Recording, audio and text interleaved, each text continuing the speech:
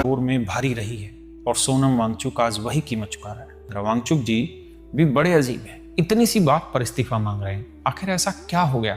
कुछ लाखों बच्चों का ही तो भविष्य दांव पर लगा है।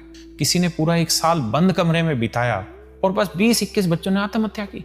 अब इतनी सी बात पर अगर मंत्री इस्तीफा देने लगे तो हर साल नया मंत्री शपथ लेता दिखेगा। आधा समय शपथ लेने में ही चला जाएगा, आधा इस्तीफा देने में, और फिर विकास कैसे होगा? सोनम वांगचुक जी ने लद्दाख में आर्टिफिशियल ग्लेशियर बनाकर पानी की कमी की पूर्ति की, बिना फॉसिल फ्यूल के सैनिकों के लिए गर्म टेंट तैयार किए और बच्चों के लिए ऐसा स्कूल बनाया जहां कोई खुद को कमजोर महसूस ना कर सके। भला ये भी कोई अचीवमेंट है? अचीवमेंट तो हमारे शिक्षा मंत्री जी की है, जिनके 5 साल के कैरियर में 7 बड़े पेपर लीक हुए। सोचिए, हाल ये हो गया कि सोनम वांगचुक जैसा पढ़ा लिखा इंसान भूख हड़ताल पर बैठा है, मरने के लिए तैयार है, सिर्फ इसलिए कि सरकार अपने ही लोगों की बातें सुन ले।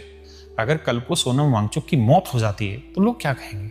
यही कि जिद्दी था, सरकार के खिलाफ बैठ गया, इतने दिन भूखा रहा तो मरना तो था ही। कुछ लोग इसकी तुलना अन्ना हजारे आंदोलन से कर रहे हैं, लेकिन दोनों समय अलग है। तब लोग किसी के अनशन पर बैठने से बेचैन हो जाते थे, लोगों को फर्क पड़ता था, इसलिए सरकार को भी डर लगता था। आज न लोगों को फर्क पड़ रहा है न सरकार को डर है। चाहे कोई इसे ड्रामा कहे या नौटंकी, लेकिन जो मांग उठाई जा रही है वो गलत नहीं है। नीट ही नहीं, ऐसे कितने पेपर लीक हुए हैं, कितने बच्चों की मेहनत बर्बाद हुई है, कितने परिवार टूट गए, कितने बच्चों ने अपनी जिंदगियां खत्म कर ली। शिक्षा में भ्रष्टाचार के खिलाफ आवाज उठाना राजनीति नहीं है, ये देशभक्ति है। लेकिन आज हमारी देशभक्ति क्या रह गई है? साल भर कुछ नहीं बोलेंगे, लेकिन जब 15 अगस्त आएगा सब लोग तिरंगे वाला स्टेटस लगा देंगे। देशभक्ति सिर्फ स्टेटस लगाने से नहीं आती। देशभक्ति तब होती है जब देश के बच्चों के साथ गलत हो और आप चुप ना रहे। अगर आप इनके साथ जाकर खड़े नहीं हो सकते तो कम से कम अपनी आवाज सोशल मीडिया के जरिए तो उठा सकते हैं।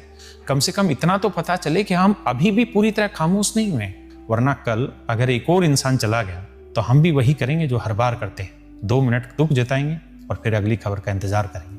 मैं आपसे बस इतना ही कहना चाहूंगा, जो भी आदमी, जो भी बच्चे दिल्ली के आसपास के रहने वाले हैं, वो अगर किसी भगवान के तीर्थ स्थल पर जाने की सोच रहे हैं तो एक बार जंतर मंतर होकर आइए, सुनकर आइए, बैठकर आइए।